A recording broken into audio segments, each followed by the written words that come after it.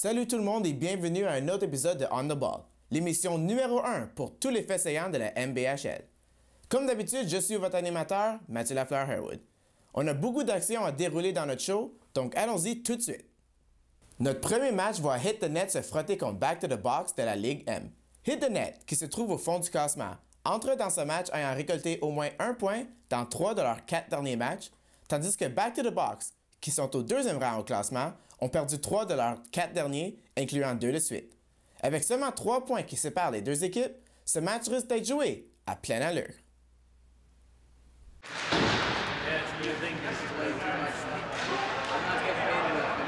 On débute cette partie en zone de Back to the Box. Kostas Zafiropoulos va rater une belle chance d'ouvrir la marque quand il rate la balle de justesse sur le tir d'Alex Cartier.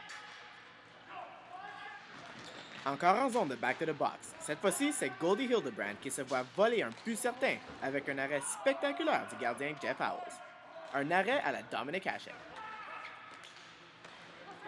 De l'autre côté, le gardien Chris Vafiadis va harponner la balle avant que Claude Thibert puisse en emparer.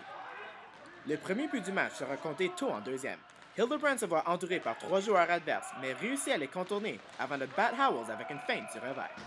Tout un effort individuel. C'est 1-0, hit the net. Back to the Box réplique quelques instants plus tard. Manuel de Basta longe le flanc gauche et prend un tir d'un angle impossible qui bat Vafiadis entre les jambes. C'est certainement un tir que le gardien aimerait revoir.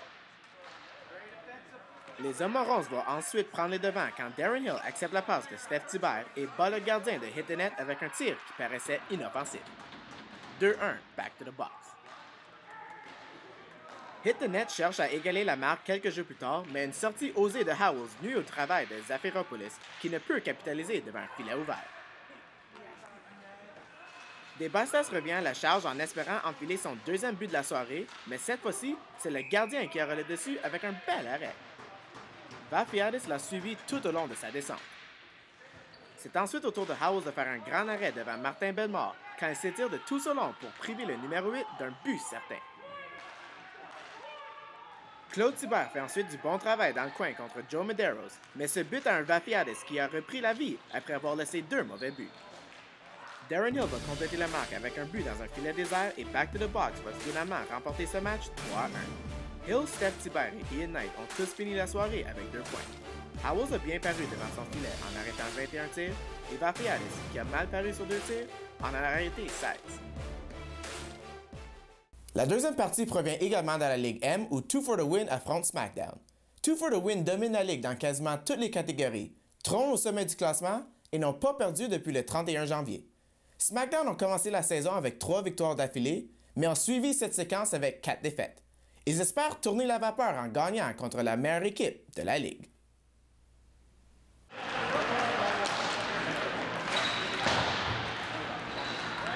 Ce match commence avec Two for the Win à l'attaque. Miles Tustin reçoit la passe de l'enclave, mais le gardien Tom Cassidy l'arrête avec son déplacement gauche-droite. En zone adverse maintenant, Rob Stanfield s'y prend à 2 reprises pour battre le gardien Ian Burgess, mais le gardien repousse chacun des tirs. SmackDown va ouvrir la marque à la 6e minute quand Andrew Jackson envoie un canon de la pointe qui bat le gardien du côté de la mitaine. C'est 1-0. Robert Topgee s'assure de la réplique des siens 4 minutes plus tard. Le numéro 66 est patient avec la balle, déjoue son couvreur avant de battre Cassidy, qui avait la vue voilée dans la partie supérieure. C'est l'égalité 1-1. Topgee est à l'origine d'une autre menace en zone adverse, mais cette fois-ci, la passe n'atteint pas son destinataire. La mise en jeu va être gagnée par le centre de SmackDown, qui va remettre la balle à Lawrence Spivak, qui décharge un tir de la pointe qui déjoue Burgess. SmackDown reprend les devants, 2-1. Avant la fin de la première, les hommes en orange vont doubler leur avance quand le tir de Craig Cornone rate le filet, mais Stanfield va frapper le rebond au vol pour rendre la marque 3-1 SmackDown. Un jeu qui requiert beaucoup de concentration et d'habileté. Stanfield revient à la charge quelques jeux plus tard, mais voit le gardien de Two for the Win le frustrer pas une fois, mais plutôt 2, le deuxième étant un bel arrêt de la mitaine. Les attaquants de Two for the Win menacent avant la fin de la première. Dave Monroe croit avoir la cage béante devant lui après le tir rate la cible, mais Cassidy lui ferme la porte et les autres joueurs ne peuvent capitaliser sur le retour. Avec 10 minutes à faire en deuxième période, Marty Lacoste intercepte la passe à la ligne rouge, la remet à Chris Monroe, qui lui refait la balle pour déjouer Burgess. Malheureusement pour eux, la remontée s'arrête là et SmackDown gagne la partie 3-2. Avec la victoire, SmackDown se retrouve avec une fiche de 500 avec 4 victoires et 8 défaites cette saison. La défaite était seulement la deuxième en 8 matchs pour 2 for the win. Andrew Jackson, Ole Kaluzny et Chris Monroe ont tous fini la partie avec 2 points chaque. Notre troisième et dernier match de la Ligue M met Just One More contre Dukes of Hazzard. Avec un classement aussi serré, une victoire pour Dukes of Hazzard leur mettrait un pied d'égalité avec Just One More. Dukes of Hazzard ont une fiche de 2 victoires, 0 défaites et 1 match nul à leurs 3 derniers matchs, tandis que Just One More espère mettre une fin à une séquence de 3 défaites consécutives. Ce match sera certainement joué à plein fouet.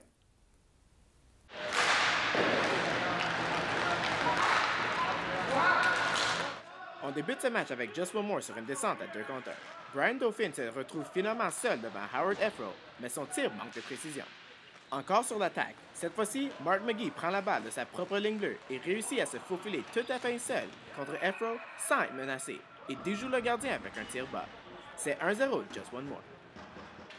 On assiste ensuite à une belle complicité entre McGee et son compagnon trio Chris Terrien, qui se conclut avec un but de ce dernier suite à une magnifique passe du numéro 35. Une passe qui a non seulement surpris le gardien de Just One More, mais les deux défenseurs aussi. Juste comme ça, c'est 2-0.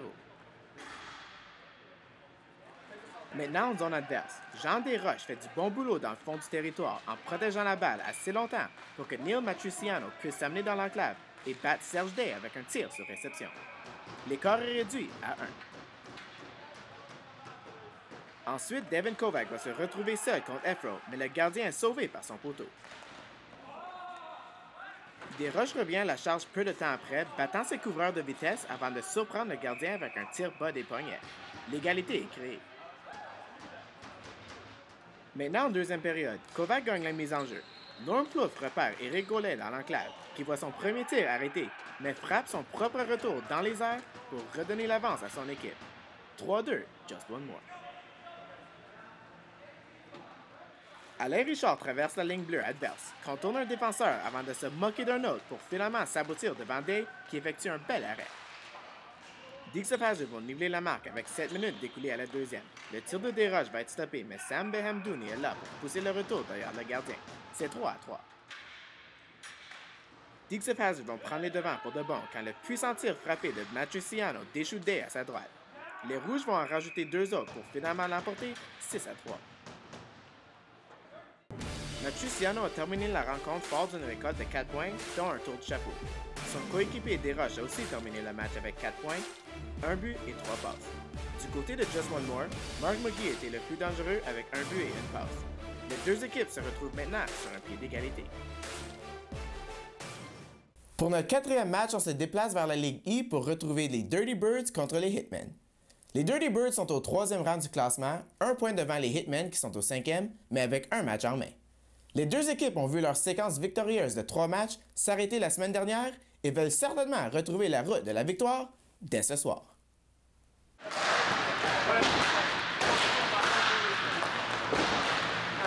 En zone, les Dirty Birds est sur l'avantage numérique, Emmanuel Erden va gagner la mise en jeu, mais le tir de Nick Stock est bloqué par Steven Jett qui s'amène en échappée contre Jack Kang.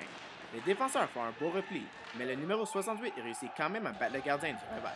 Un bel effort individuel de Jett. Les Dirty Birds vont doubler l'avance 4 minutes plus tard. Louis Veronneau reçoit la balle à la ligne bleue et repère Nick Hébert devant le filet qui va habilement rediriger la balle entre les jambes de Kang. Une passe savante de Veronneau, suivie d'une belle touche d'Hébert. Un but de toute beauté. Avec 12 minutes à faire en première, au tour de Hitman de faire une belle déviation. Rémi Trépanier va stopper la balle à la ligne bleue et son tir va être dévié par Keith Sinha. Un tir qu'aucun gardien n'aurait pu arrêter. C'est maintenant 2-1 Dirty Birds. Les Hitmen cherchent le but égalisateur quelques jeux plus tard, mais Mitch Pacifico va se faire frustrer par le gardien Alexandre Mercier, qui fait un arrêt in extremis avec son bâton. Un arrêt qui doit être vu une deuxième fois. Avec un peu plus d'une minute à faire en première période, Nikhil Raghunathan reçoit la balle dans le coin et sert une série de feintes devant le gardien avant de le battre du revers. L'égalité, 2-2. Cette égalité ne durera que 30 secondes lorsque Simon Vinette joue mollement devant Pacifico, croyant que la période finissait. Le numéro 6 s'amène seul devant Mercier et le déculotte pour donner les devants 3-2 au Hitman. Un très beau but suite à une crampe au cerveau du défenseur. 3 buts sans riposte pour les Hitmen. Au tour de Dom Gagnon de subir une crampe au cerveau, ce dernier remet la balle directement sur la palette d'Yannick Urtubise qui la remet à Veronneau. Ça devient rapidement un 2 contre 0 et le gardien n'y pouvait rien suite à la passe à Jet. On est de retour à la case de départ. Tour à tour, les deux équipes se verront donner des chances en or de prendre les devants. Premièrement, les Dirty Birds suite à une belle pièce de jeu que Mathieu Jobin ne peut compléter. Et ensuite, Raghunathan qui s'est retrouvé seul devant Mercier. Ce match se termine par un verdict nul de 3-3. Louis Veronneau et Steven Jett ont tous les deux fini avec 2 points. Les deux joueurs trônent au sommet des marqueurs de la Ligue avec 34 et 28 points respectivement en seulement 8 parties. Les 2 buts alloués sur l'avantage numérique étaient les deuxième et troisième accordés cette saison par les Hitmen.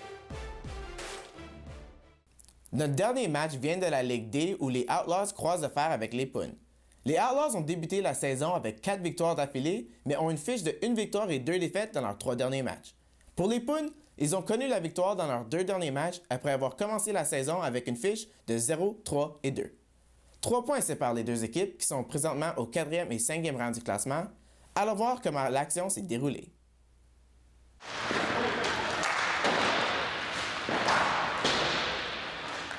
On commence le match avec les Pounes à l'attaque. Une descente à 2 contre 2 devient une chance en or de marquer pour Nicolas Berti, qui ne peut rediriger la balle dans le filet ouvert.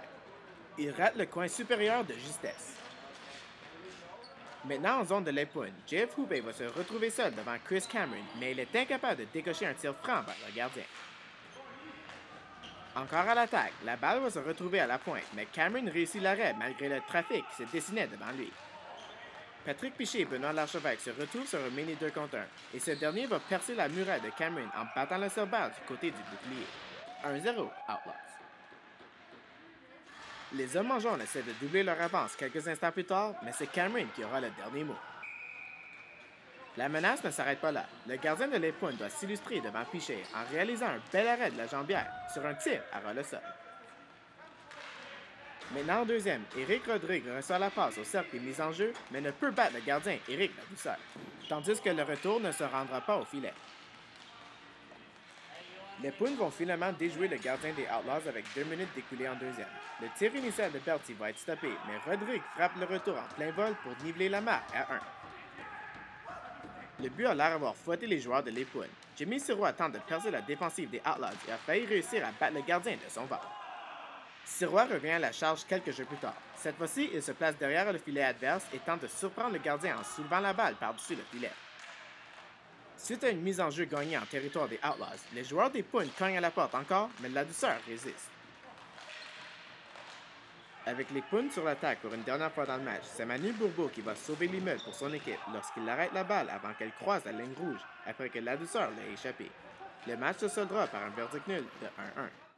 Les Outlaws jouaient sans leur meilleur franc-tireur Stéphane Trudel, auteur de 12 buts en 7 matchs cette saison. Les deux gardiens ont excellé devant leur filet.